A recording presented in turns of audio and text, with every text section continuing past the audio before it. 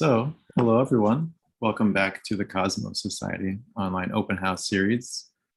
I'm Keith DeStone, your usual host, and we're here today with Dr. James Collins of the University of Sydney, where he is senior lecturer, where are my notes? I'm going to say something to do with classics. I'm so sorry. Greek language and literature in the Department of Classics and Ancient History. In his research, he uses a variety of literary, philosophical, sociological, and neuroscientific approaches to study the pragmatics of intellectual life in antiquity. He is founder and director of the interdisciplinary Performing Wisdom program, which develops strategies for introducing people of all walks and ages to philosophy as an active, often public discipline through dramatic and rhetorical training and performance. I'll mention also that he has staged over a dozen productions of ancient Greek tragedy and comedy, with casts as varied as school and university students, military veterans, and working professionals. The topic of our conversation today is choral performance and civic virtues. So, James, thank you so much for joining us. And I'm going to surprise you, I forgot to preview this for you.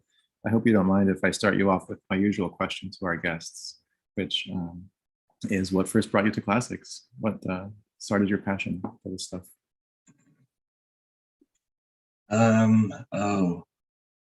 Well, a number of things. Great mentors, a great program.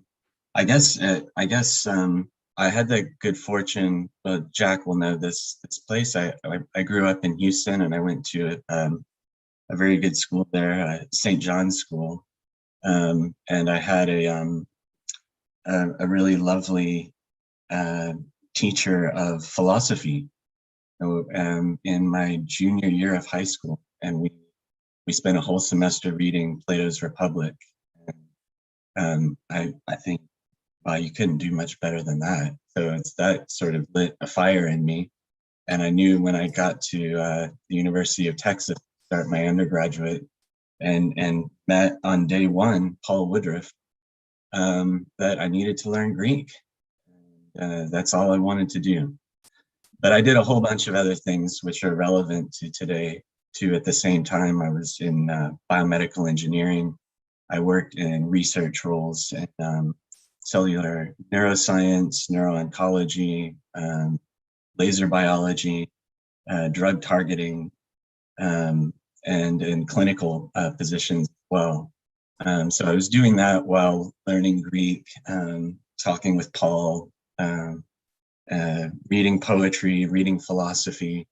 I sort of kept a lot of those balls in the air as I've grown old and done much more classics. Is that a good place to start? I'm not going to judge your story. No, thank you for sharing it. I appreciate it so much. Well, so yeah, take it away. Yeah, thank you for having me. It's so good to be here. Thank you to Cosmos. Thank you to the Center for Hellenic Studies, which has always been so supportive and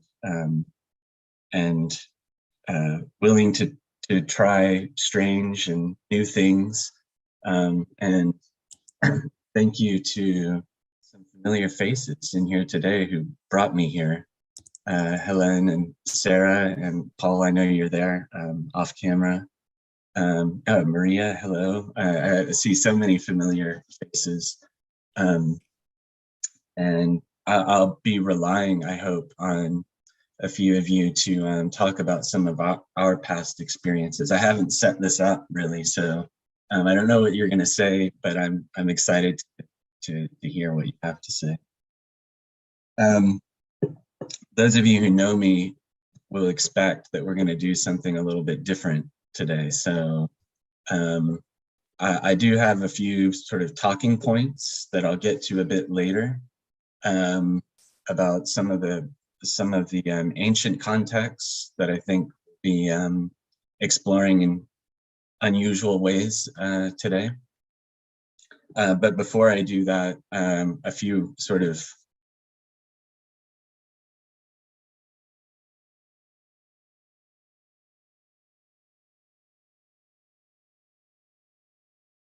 owners and custodians of the lands from which I'm speaking today. And I pay my respects to Indigenous elders past, present, and emerging, and extend that respect to all First Nations people present today. Sovereignty has never been ceded. It always was and always will be Aboriginal land. That's a traditional way that we begin public events here in Australia. It's called the Acknowledgement of Country, and it's especially important today and this week because in Australia this is Reconciliation Week, and it's a time for Australians to explore how each of us can contribute to achieving reconciliation. I mentioned that today too, and we may as well just begin with the first passage that I sent on today from Xenophon's Hellenica. In fact, if you don't mind, Keith, do I have the ability to share screen? Mm-hmm. Yeah, you should. Okay. Bear with me just 1 second.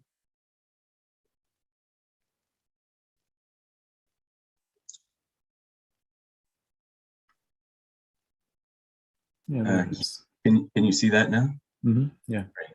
Okay. This is a passage at the height, or at the height of the civil war in Athens between the supporters of the 30 tyrants, the oligarchs, and the Democrats in the Piraeus. There's literally blood in the streets. The bodies are being collected, and a herald of the mysteries, Cleocritus, speaks out. He calls out over the dead in the streets and among the supporters of both sides. He says, "Fellow citizens, why do you drive us out of the city? Why do you wish to kill us? For we never did you any harm, but we have shared with you in the most solemn rites and sacrifices and the most splendid festivals. We have been companions in the dance, and schoolmates and comrades in arms, and we have braved many dangers with you both by land and by sea, in defense of the common safety and freedom of us both." He goes on to point out that those ties that bind people from both sides, from being companions in the dance, is my special interest here today, should inspire feelings of shame and reverence.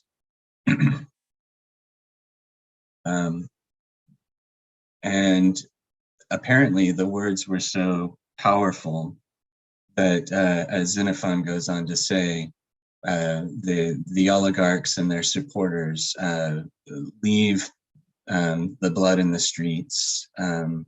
They retreat back to the city, partly because their followers were hearing such things.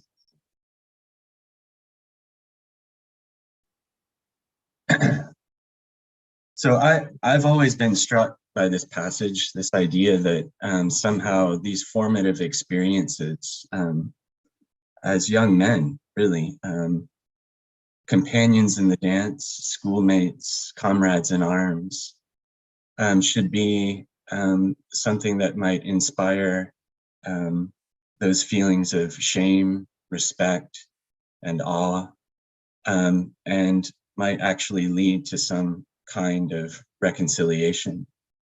That those events, that's really the beginning of the end, as the oligarchs retreat back into the city walls.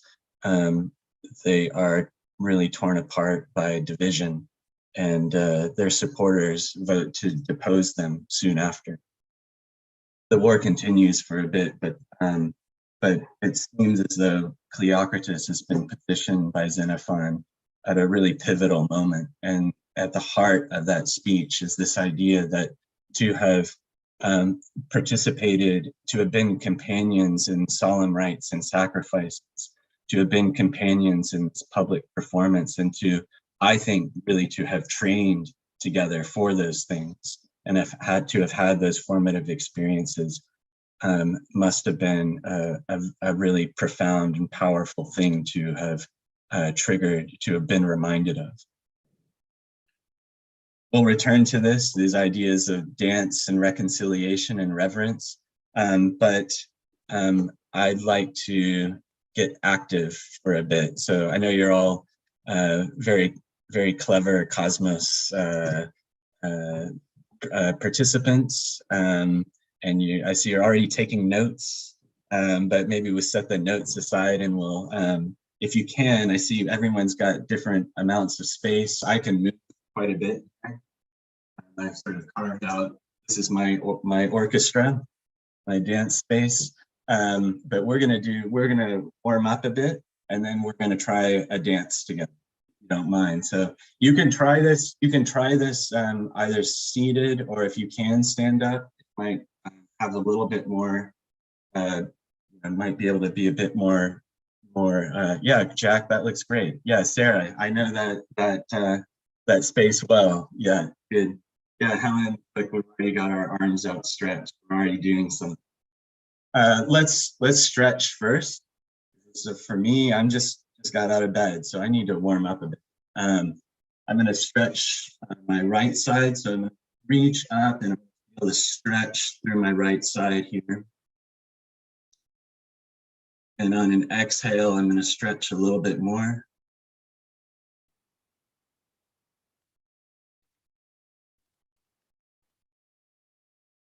On my left side, Eleni, you don't need to stretch, do you? You're already limber. You're ready to go, huh? Exhale. Sorry, I'm very tired. It's late. Yeah. Oh, is In it? Athens, yes. You're calling from Greece. All right. Good. Yes. Oh, we're both in the dark now. All right. Now I'm going to do a little bit of a twist. I'm going to twist to my right side. Look over my right shoulder. I'm going to keep my right hip square. Figure fine. Don't overdo it. Don't want to have to sign any release clauses.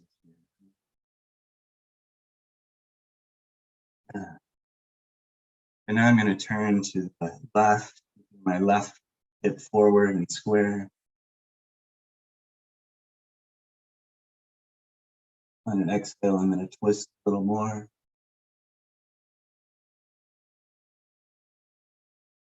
Good. All right. Well, we got a little bit. I got a little bit more motion now. All right. So we're gonna do, and Helen and Sarah and Paul will know this. Maybe you all do. Maybe you've done a little bit with this era of Zoom. You've had to find some workarounds on this. There's some funny things that happen with mirroring. So we're actually going to keep things symmetrical through our plane so that we can achieve some kind of coordination here. So we're just gonna have 4 motions. All right, we're gonna have arms up. Okay. Arms up, arms down, arms out, and arms forward. You can maybe make fists. Oh, I like that, Keith. You can even have it like right up in the camera, right? That's good. See, I don't know what's here. Yeah, I don't know what's going to happen here. Yeah, this is just what happened. You know, we're just going to try something new. But okay, so it's arms up, arms down, arms out, arms forward, up, down, out, forward. Okay. And I don't know if this is going to work, but I'm going to some advanced sharing here. So I'm just sharing sound right now. So Keith, let me know if you can hear this. Yeah, and I'm gonna put us in gallery view so we can see ourselves moving together. Yes, great, thanks. Are we in gallery now? We are, yeah. Okay. Good. So the sound That's stops. just, Did you pause it? yeah, I paused it. I paused it. Okay. So this is just a 4/4 drum track beat, and we're going to use our 4 motions, right, on the beat, right? So we're going to go 1, 2, 3, 4. 1, 2, 3, 4. Up, down, out, forward. All right. So let's get this beat going.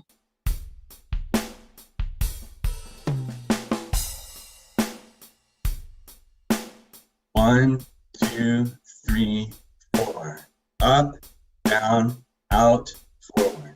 Up, down, out, forward. Maybe we'll slow this down on the beat to start. Okay. Up, down, out, forward.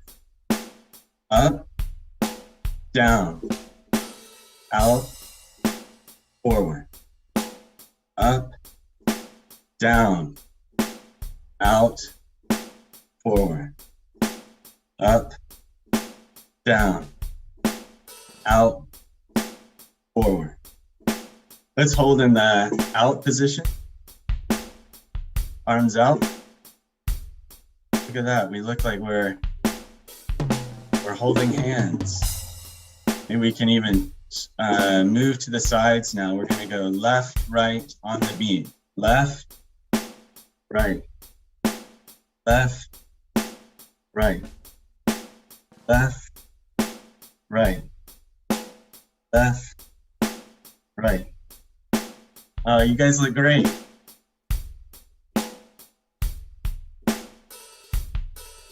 All right, I'm going to cut the sound there. I don't know if I need to stop that sharing. I don't think you have to. Okay. If you want to use it again, yeah. Okay, so you can hear me all right there, Keith. Mm-hmm. All right. Okay. Good. All right. So, well, you were a great chorus. We tried something. It worked. I think that was a neat effect. And before I get into what I hope was happening there, and before maybe you, well, let's start with you. Let's start with you. What was that like? I know you didn't sign it. You didn't know that you were signing up for performance today. What was that? Any impressions about what that was like? I felt exposed, but it was cool that we were all doing it together. I felt reassured. Go ahead, Bill. That's all I wanted to say. I expected something for the feet and hips. Oh, you wanted even more. Yeah, we need to do. We need to step it up, huh? Yeah. Yeah. But I'm a dance instructor, so you know. Great. Keith, I didn't hear what you said. That it felt I felt exposed, like doing it, but the fact that we were doing it all together was reassuring, and I don't know, it was cool. Yeah. Did you find your eyes wandering in Zoom to your own little square, Keith, to make sure you were doing it right, or was that? At this level, I was pretty sure I was doing it right, but I was concerned about how I looked. But I was, looking at everyone, and for some reason, your motions were going in the opposite direction. Yeah. So I noticed that. Yeah. Because he's south of the equator. That's right. That's right.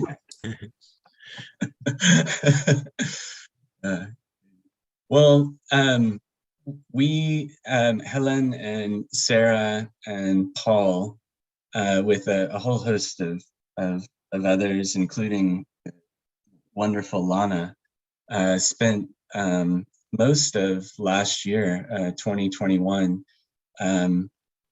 in a performance project called How to Train a Chorus, where we met once a month, sometimes more, especially as we prepared for a public show at the end of the year, Paul's wonderful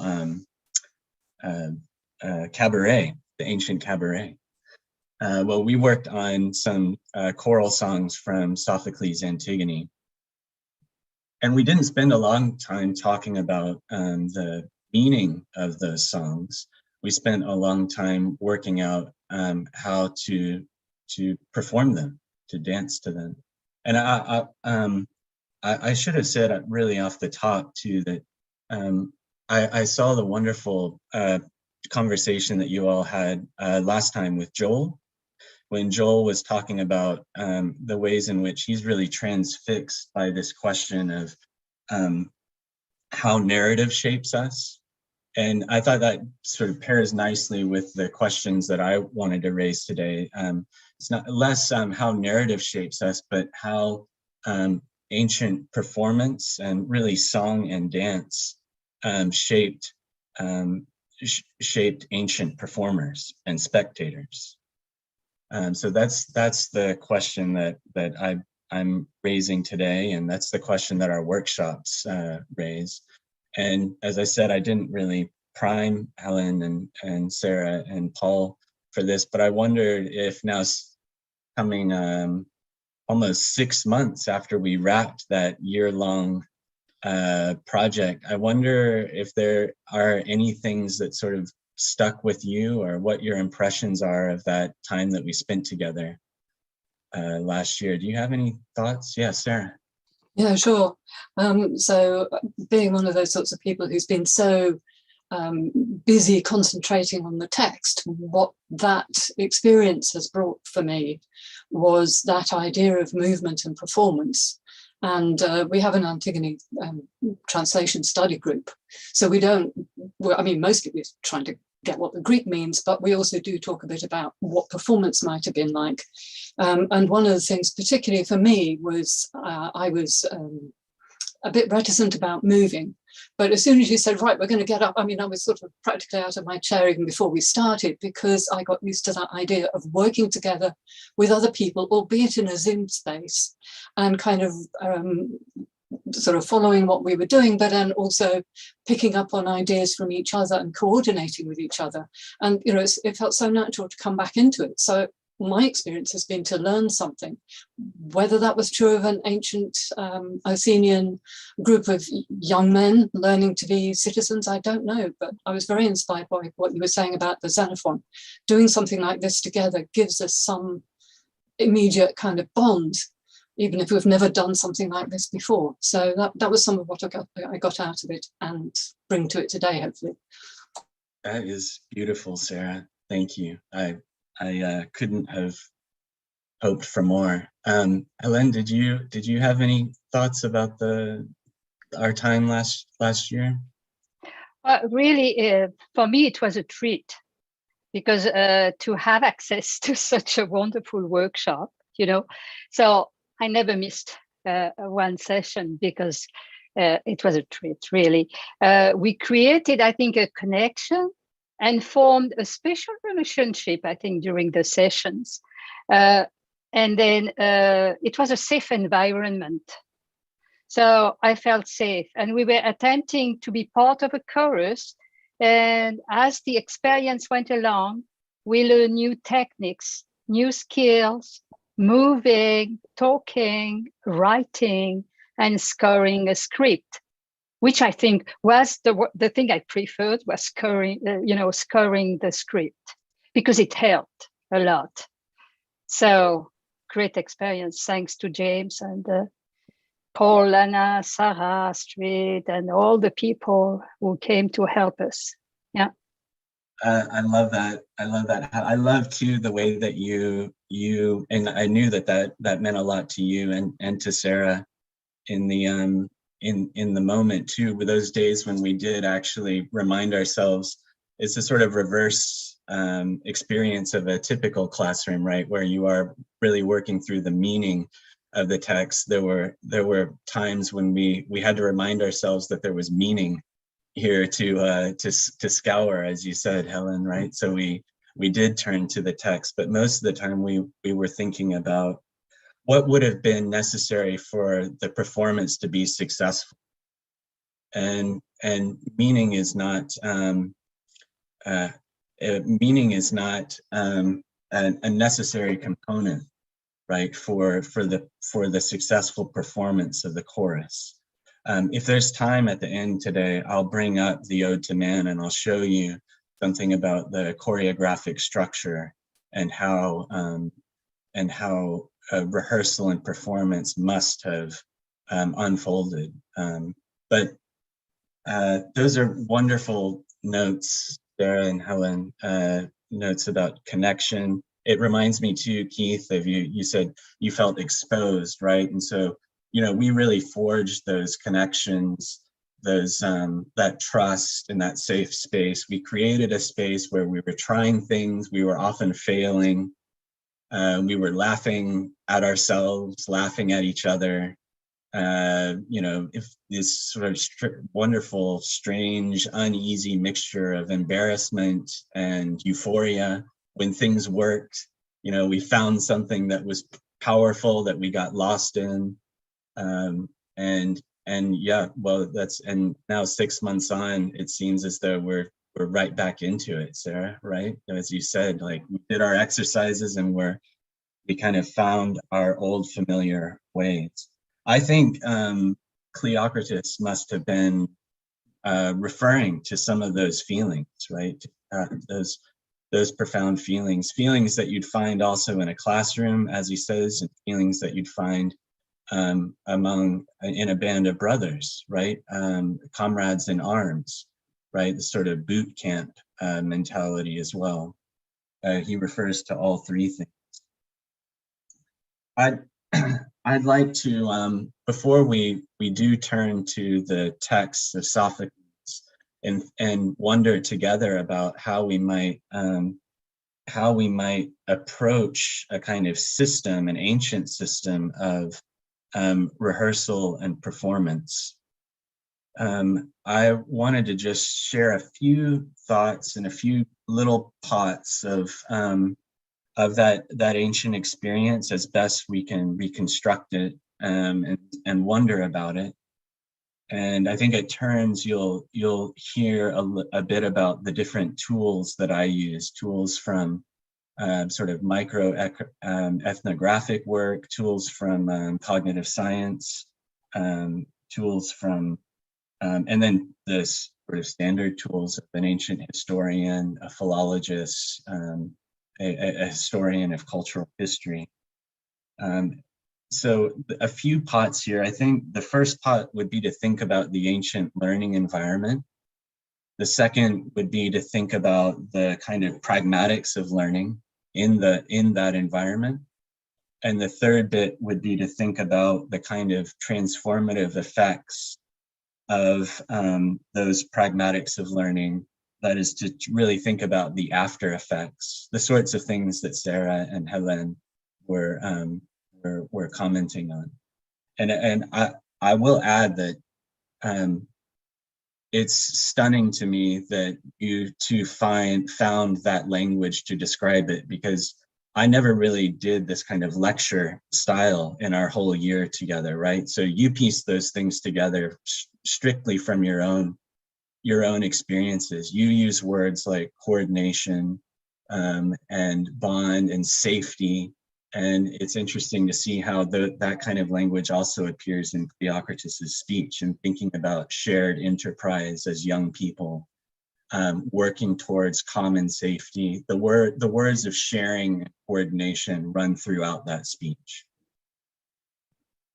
First, what do we know about the ancient learning environment? Well, we know that training choruses was big business.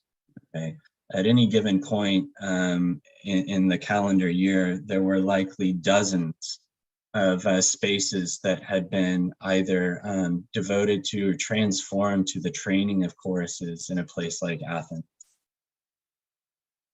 And they required great expense.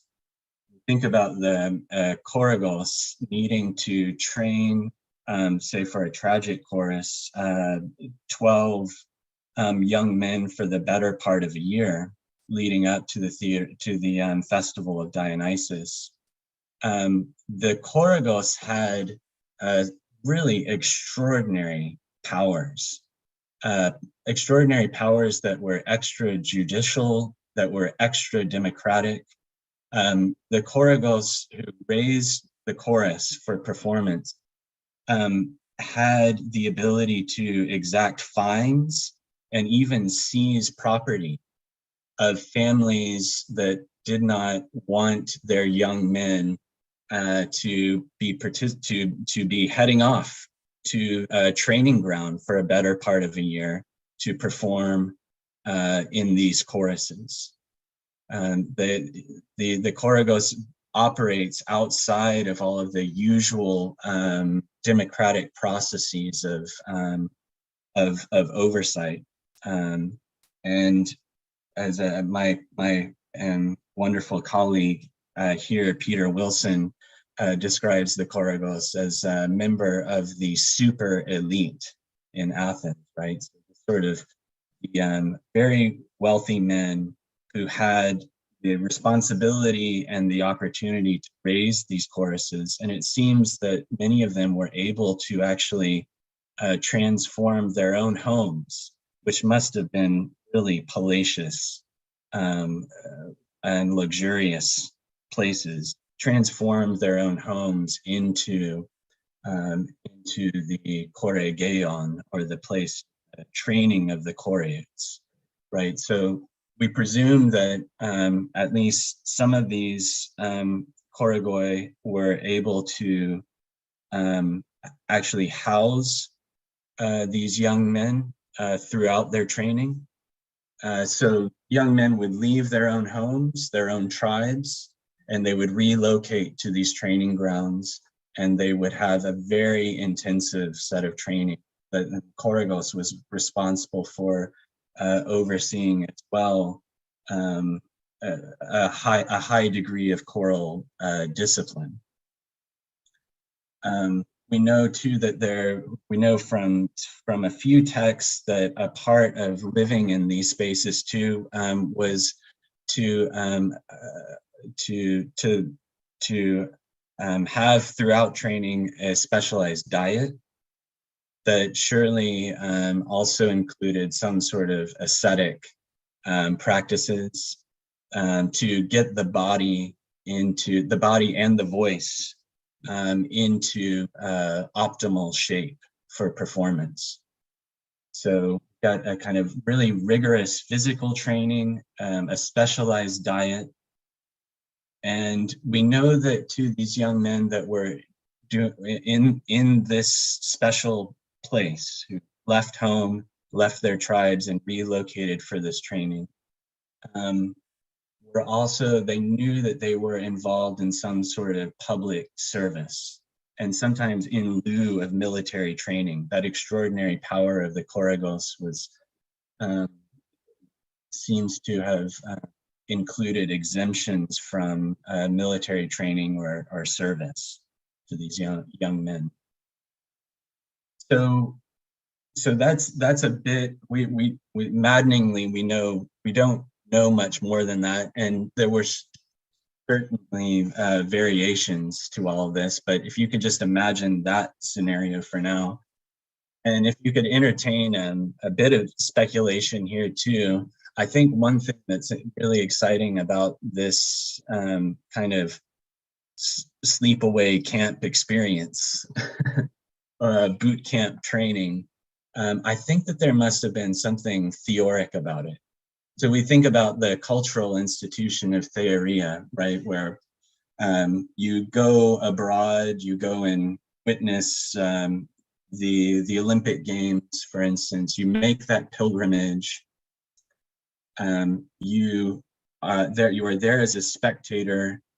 You have a brush with the divine. You see athletes themselves doing divine things. You have a brush with the divine. You participate in something that is divine, and then you make the return trip home, and you bring something of that divine experience, that collective experience, that new and strange experience home, in order to enrich your own community, right? That's theoria. People like Ian Rutherford or Andrea Nightingale have looked at how that that kind of cultural institution of theoria, of going away to something strange, having that brush with the divine, and of coming back and bringing something new and important and transformative to one city proliferates throughout other cultural institutions. I think for young men, going to the Koregeon, leaving home, leaving one's tribe, entering into this strange place of extraordinary luxury, but engaging in strange practices of diet, of physical training, and not to mention performing the songs in honor of the god, of Dionysus, right? Of really participating in and embodying divine ideas, dancing for the god, rehearsing for the god, living for the god in this strange space, and then putting together something that you leave the Koregeon, you go back to the city, back into a public space, as you can see behind Helen there in the orchestra, and you enrich your city with the gifts of the god that you have experienced, that you have embodied in this theoric, figuratively, in this theoric experience. I think that there's something to that. I'd really be interested to hear your thoughts on that. Okay, so that's the learning environment. And in that learning environment, what are we doing? Well, I think where the key things about the pragmatics of learning here is working across difference. So young men are coming from different tribes, different parts of the city, and wherever they're coming from, you know that they are of different talents, different physical bearings, different heights, different sizes.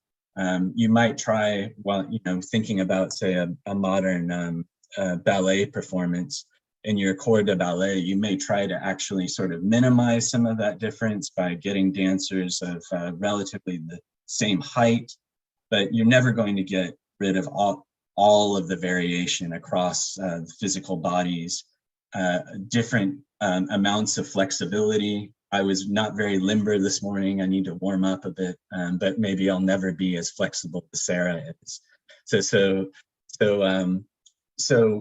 we've got different bodies, different kinds of experience, different levels of stamina, not to mention different experiences in life, coming from different communities. And what do we need to do? We need to produce, it seems clear from many of the ancient critics who reflect on this, we need to produce some sense of unity in our performance across those variations. Now, I've done a lot of work with dancers and tried to produce some of these unity effects myself, and it's extraordinarily difficult. Right, in thinking about, getting just from one side of the room to another and making it look as though you're all doing it in exactly the same way, even though you maybe have an extra foot of height on you, or your legs are longer or shorter, right? So it requires maybe an extra step for someone who has shorter legs. You need to arrive at this place together and seem to have done it in exactly the same way. These are very difficult things to achieve. That is the appearance of unity, the appearance of unity effects across different physical statures. That's one thing that requires an extraordinary amount of rehearsal, an extraordinary amount of patience and drilling, and trial and error. Right, to all seem to be the same, and to seem to be the same as a group, and to coordinate that is a very difficult thing. But obviously, it's also, you can think about it as a really stunning metaphor to working across difference. I don't think I need to, explain how important this metaphor must have been as a living embodied thing for formative democratic practice, right? Is to just to have had that experience as a young person, to have to get from point A to point B, regardless of difference, and actually trying to find ways to make those differences work for you to achieve these unity effects and the feelings of unity effects. That is a very profound thing. No wonder Cleocritus refers to that experience. Another thing that happens in this sort of pragmatics of learning, in this strange learning environment, must be, in achieving those unity effects, must be profound lessons in seeing what others see. Now, I think, again, we could think about that as a metaphor. We could think about that in terms of sort of broader concepts of empathy, but that's not where I'm starting here. When I think about seeing what others see, dancers have to have a highly refined sense of proprioception. That is a sense of where one's own body is, the limits of one's own body in space, and the limits of other bodies in space nearby. Now, that makes sense to you, even, I'm sure, even if you aren't a dancer. This has to be a kind of intuitive thing that is developed through, again, extraordinary amounts of drilling and training. But now that I've given you that, let's slap a mask on top of it, okay? So I'm supposed to be highly aware of the limits of my own body and the limits of the bodies of others as we are coordinating our actions. And then I'm going to do it like this. I'm going to have to further develop that sense of proprioception for coordinated action with a very limited peripheral vision. And I need to do that so that there are no disasters on stage, no collisions, no disasters. We're achieving those effects across difference with a very restricted sense of our space, right? So that's another thing that we're having to train for. Peter Meinek's done I think maybe he's come to speak to you all at some point, is that right? He's done some incredible work on the mask too, which I won't get into, but how expressive the mask is, a static mask is, because of the ways in which the body, the physical body, frames the mask and activates the mask for the audience. So it's not just developing those intuitions, that proprioception in the group setting across difference and with restricted peripheral vision. It's also training to use that peripheral, use the body and the bodies of others to frame the face and the mask that is at the same time restricting your sense of movement.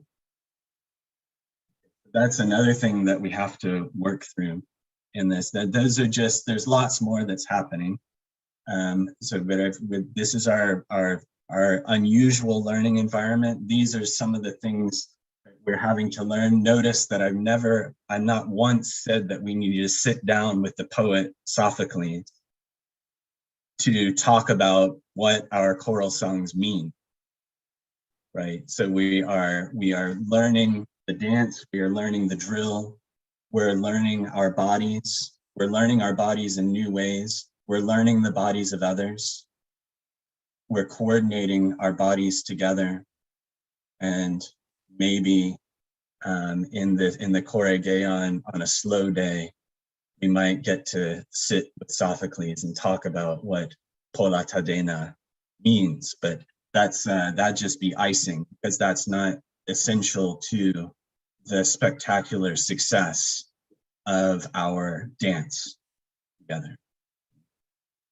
Now, the last bit and then we could have some discussion, and maybe I'll throw out some of Sophocles for us to think through here. I may just send that on to as a sort of after hours work, is to think about what might Cleocritus be referring to if we've done that intensive training, we've lived in this strange environment, we've had that sort of theoric experience, and we've learned our bodies in ways, and we've learned the bodies of others in new ways.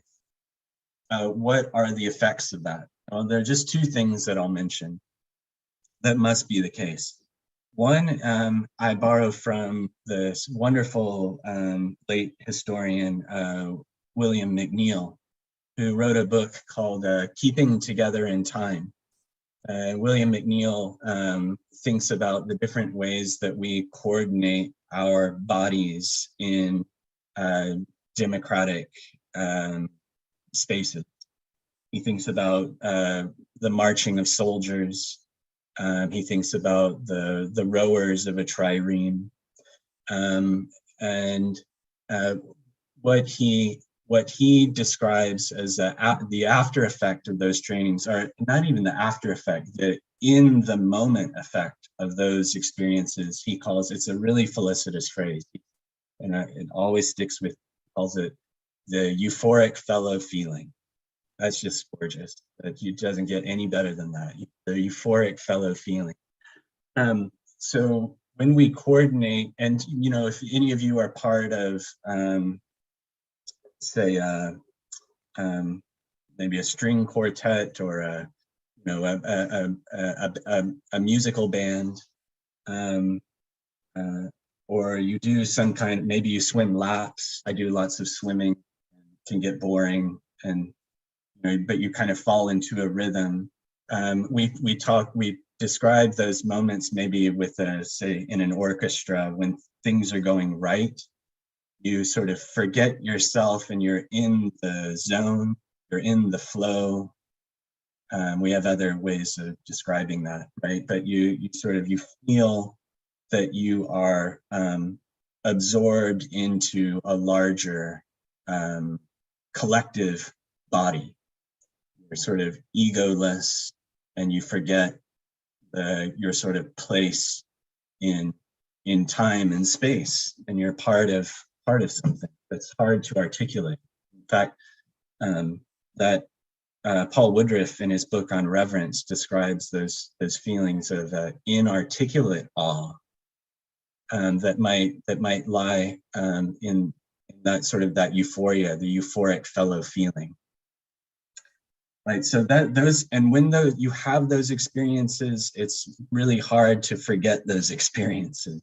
Those are really profound moments of understanding in that euphoria, understanding or having a feeling. It's not about understanding, it's about having a feeling of your place in the cosmos, the ways in which you are bound to others and a shared experience, and you can leave with having had those kinds of experiences. You can have a profound sense of obligation to those with whom you shared those experiences. So that's one thing. That's a hard thing to achieve. It takes a lot of practice. It takes a lot of work at drilling, a lot of failure, a lot of but when it happens, it suddenly happens, and you know it when it happens. You don't know why it's happened. You don't know what to call it. Those feelings of inarticulate awe, that euphoria are there. And then sometimes as soon as you feel it and you try to kind of recognize it and note it, it evaporates, right? So it's gone. You ruined it. You ruined the moment. You're not in the flow anymore.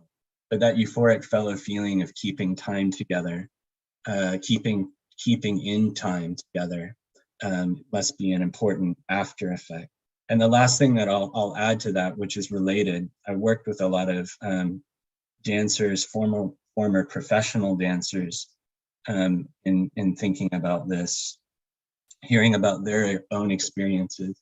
Once you've had experiences like this, and then you go as a spectator to watch others do it, you have, I don't know if any of you yourselves have experienced this or gone to a performance with someone that is a former dancer, and their arms and legs are all over the place, right? They're sitting there in the seat, they're barely sitting. They have these involuntary movements, particularly if the thing that they're watching is quite close to routines that they once performed themselves, right? So this is sort of involuntary participation as the brain is firing off all sorts of ways, recalling in involuntary ways, recalling many of those long-term memory and procedural memories that have been encoded into the body. Dancers, former dancers, don't even know that they're doing this, right? It's not that they can't keep from doing it, and they're sort of like, what is my body doing here? They often don't even know that they're moving in these involuntary ways. And what a remarkable thing. Okay, so we think about having these formative experiences that Cleocritus notes, that Helen and Sarah noted from our shared experiences. And then, well, once, of course, the city can get back to work after and can be reconciled after terrible violence, and we can get back to going to theater once Athens is open for business again. We can go to the Theater of Dionysus, and we can be special kinds of spectators. These are spectators who have had shared in those experiences. I think that must run through a whole host of things. You think about the veteran, military veteran angle on this too. If Winkler is right that these experiences for young men were very much tied to early formative martial experiences that young men must have had too. We think about tragedy very loosely as stories of war written by veterans of war or audiences of veterans of war, with a chorus of young men who are about to be inducted into the ways of war. That resonance of shared experience, that's the embodied experience, those involuntary emotions, being a special kind of spectator, say, I know, my body remembers what it was like to be in the orchestra, to have sung and danced those songs, to have done the drilling, to have been a part, to have lived in the Choral, to have had those special formative ties and connections with others. That kind of muscle memory, shared experience, and social bonding must have been an important part. It carries through later in life as we become spectators of the dance as well. So those are just a few things. I hope it wasn't too much. And now we have not as much time as I'd like for a discussion. I hope I didn't go on too long. But I'd love to hear your thoughts on this, especially if this anything I've mentioned today is tapped into some of your own experiences of performance. I'd love to hear that. And I don't know, Keith, Helen, Sarah, I'd love to come back to and maybe do more of even more of a performance project with you. But is that all right to leave off there, Keith? And yeah, that's perfect. Thank you. Yeah, the floor is open. Well, I'll just say I really appreciated the angle that you exposed on the solidarity in a way that's created not just within the group of the chorus that's performing now or are training together, but those who did that in the past. Yeah. The kind of sympathy works that way too. Yeah. it really does, when you think of Cleocritus saying just so strange, the height of, and he goes on to say, look, you guys have killed more just this year than the Peloponnesians killed in all those years of war. What the hell are you doing? Right? We dance together, right? So that is that, and it's, again, Xenophon, take it or leave it, but Xenophon positions that speech in a way to say, to suggest that those memories, that shared experience would be enough to actually unsettle the followers of the 30 and to have them disband and to begin the process of reconciliation. The end of that scene, since no one else is raising their hand, reminded me of what you often see in a chorus, which is like people arguing together about like what's happening, like the different opinions. Yeah. Yeah, just struck me that scene is maybe written in a way. And that is worth noting. Yeah, sorry, go ahead. No, I just think that Jack unmuted. Well, then you muted yourself. I think that Jack unmuted himself, didn't he? Well, yeah. yes, I was going to ask a question, but there are so many Homerists here. I know we all are interested in tying Homeric, the education of youngsters using the Homeric poems, which have quite a few dance scenes in them, and references to dance and relating dance to different things, including military prowess. It's connecting that, and then the work of the Chorigos, which is a high energy thing. I mean, this is showtime on the the high stage, and a lot of money is involved, and the poets themselves had to come up with the money if they couldn't find someone else to produce. It's you reminded me of the concept of Geworfenheit in this early existentialist philosophy. The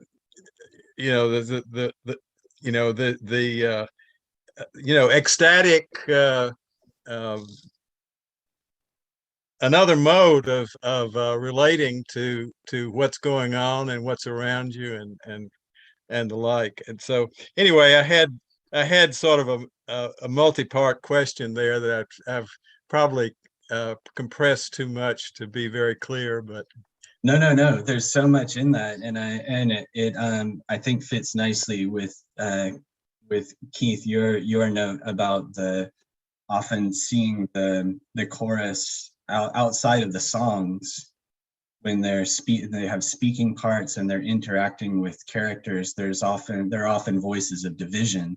So I think that it is, and Jack, you note too, there's those moments of ecstasy, and I think that we should also be wary and think too about ways in which ecstasy, the euphoria of the fellow feeling, could possibly tip into sort of behaviors, collective actions that are not good for the city, are not, in fact, we have accounts of some of these choruses kind of gone wild after a big day, right? Sort of marauding in the streets, right? And that kind of that euphoria can become something menacing.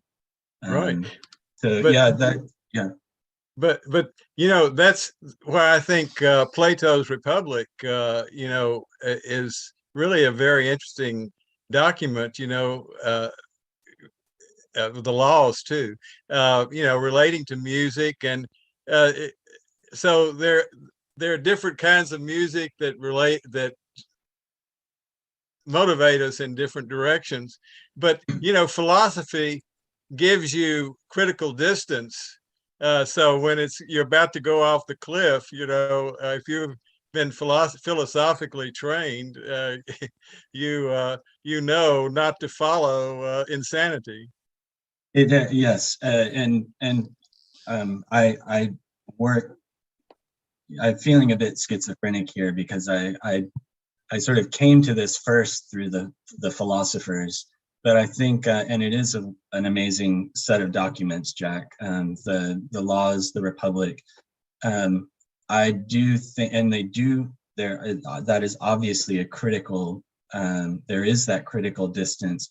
I think, though, that from my own experiences as a performer and director, and critic of what's happening in those collective movements and those experiences with music, that Plato gets many things wrong. And that, for instance, you know, to think of it, in the laws in the Republic are very clear about the certain kinds of characters and modes, musical modes, that would that one should participate in if one wanted to be more virtuous and edified, right? That there are dangerous modes and dangerous kinds of characters to play. And I just know, and that's another thing that I'm interested, apart from the group dynamics, is to even think about, you know, singular actors or a pair of actors embodying characters and being affected by the characters that they play.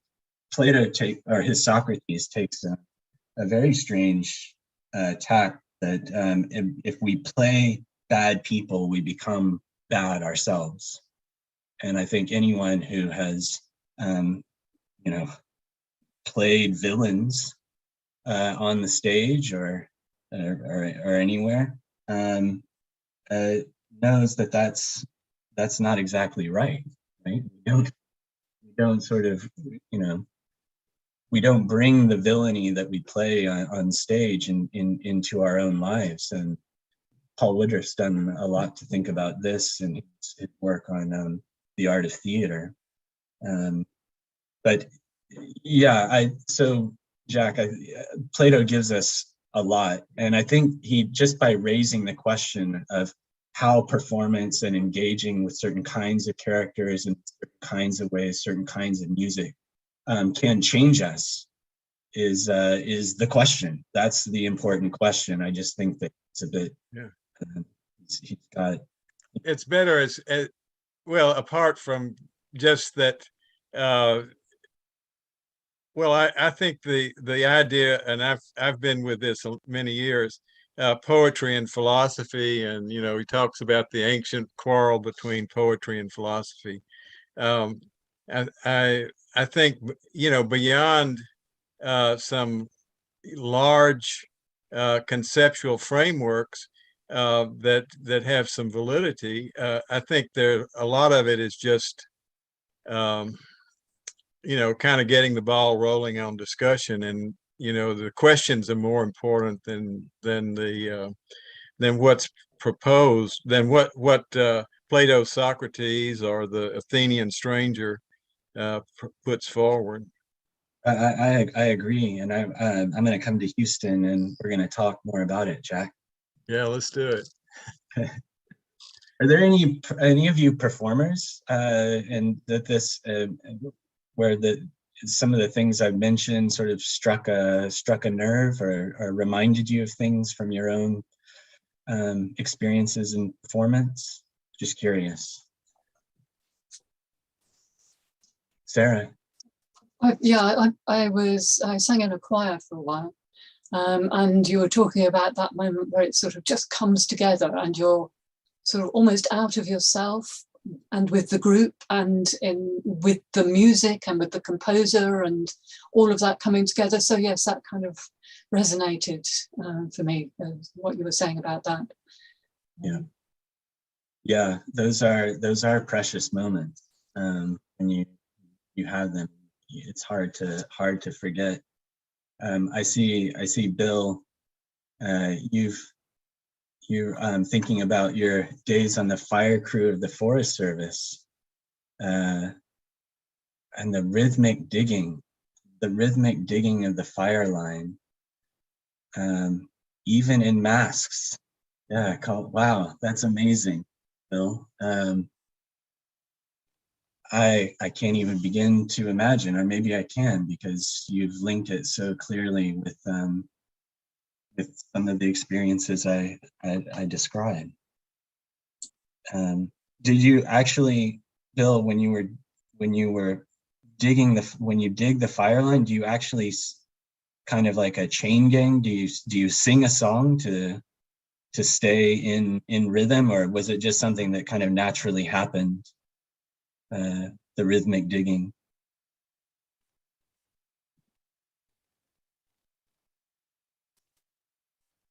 Oh, okay. I can imagine. Speaking of like being out in the bush, that's one of the things. I've done some long hikes with friends, very long hikes on the Pacific Crest Trail and the John Muir Trail. That's another place where, you know, in a long day of a long walk with a group of friends, you just naturally find yourselves, your steps falling in sync. You sort of walk it just happens. It just happens that you fall in sync. And then, you know, you're surrounded by the majesty, these incredible, you know, redwoods and these mountains. And so you're already full of feelings of inarticulate awe and reverence. And then your body falls in sync with another body, and you are you're in the flow there too. It's one of the most profound feelings I've ever had. It's one of the closest things I think I've experienced myself to what I was describing today. Thanks, Bill. I'd love to hear more about that.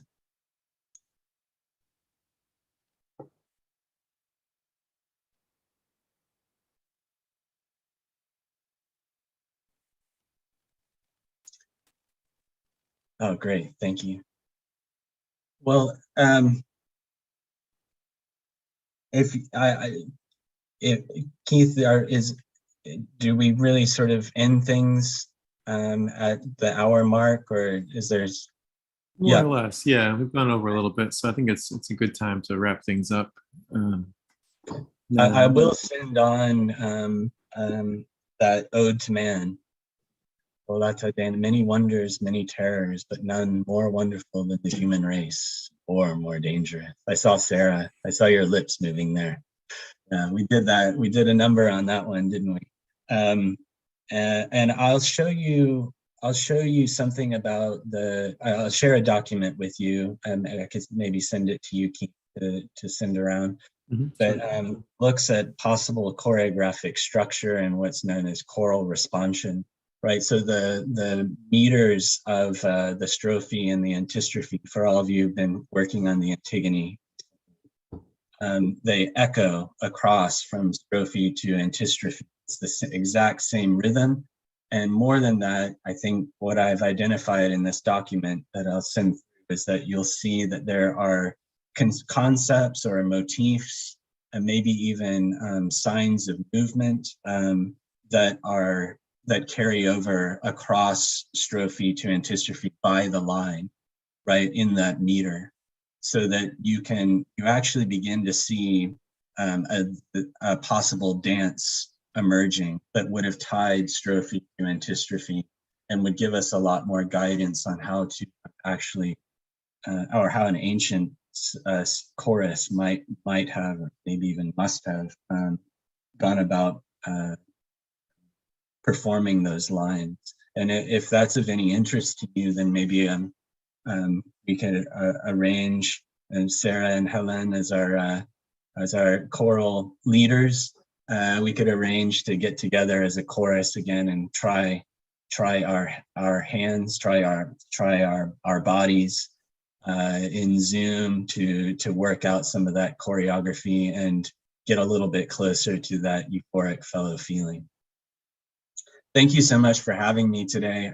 It's really a blessing to be with all of you who are so interested in these questions, so willing to try new things. And I'm just grateful to be to come back to the center and to hear your thoughts. So thanks for having me today. Yeah, thank you so much, James. Really appreciate it. Looking forward to our workshop, let's say. So, and thanks to all of you out there for watching, and we'll see you next time.